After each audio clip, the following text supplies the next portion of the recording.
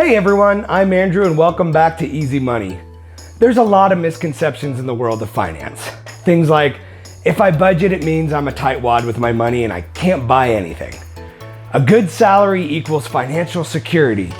Or, all debt is bad debt. Is all debt bad debt? Let's find out on this edition of Easy Money.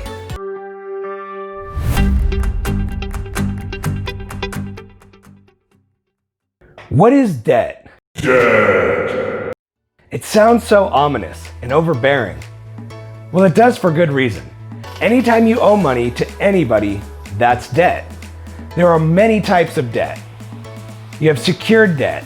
This relies upon some form of collateral, putting something on the line that the lender can take from you if you're unable to repay the debt. This is commonly used for home mortgages and car loans. Unsecured debt, as the name suggests, doesn't use collateral. This is used for credit cards, personal loans, smaller lending amounts, and more consumer-based debts. Fixed interest rate. This is when the interest rate remains the same throughout the term of the loan. Variable interest rate. This is when the interest rate can fluctuate over time. You may have heard of ARM rates for home loans. ARM stands for Adjustable Rate Mortgage, or a mortgage that changes its interest rate over time.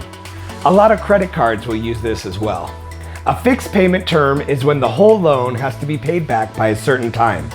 This is pretty much the case with all larger loans, homes, cars, personal. A variable repayment period has no set date for the debt to be repaid.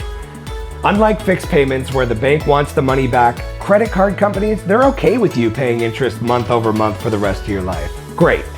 Now we know what debt is, but is debt good or bad? Good versus bad.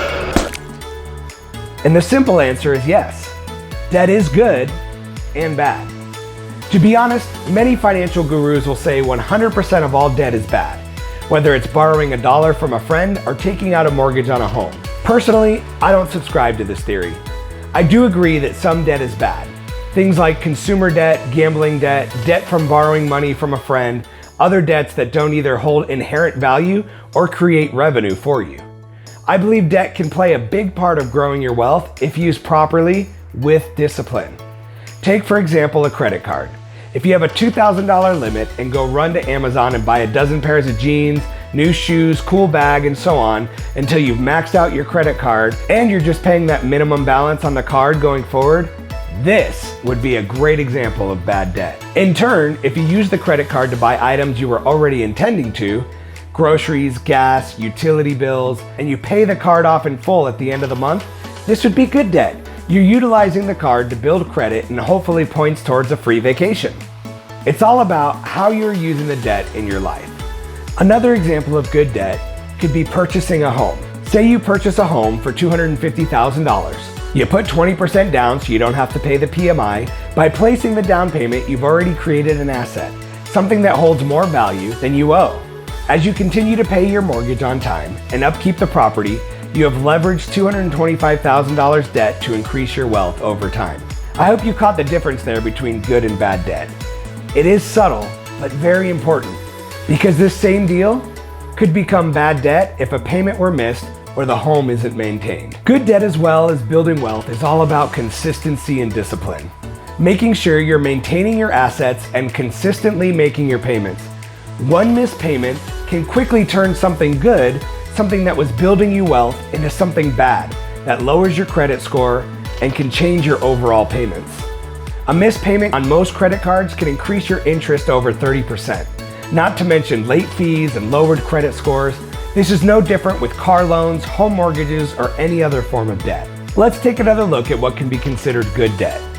Say you find a duplex for $250,000 and you're able to put 20% down. The beauty of this deal is you now have tenants paying you every month, which you can use to pay off the mortgage. This could be said for any debt you incur that brings you revenue. But you must be disciplined and not get into something you can't handle.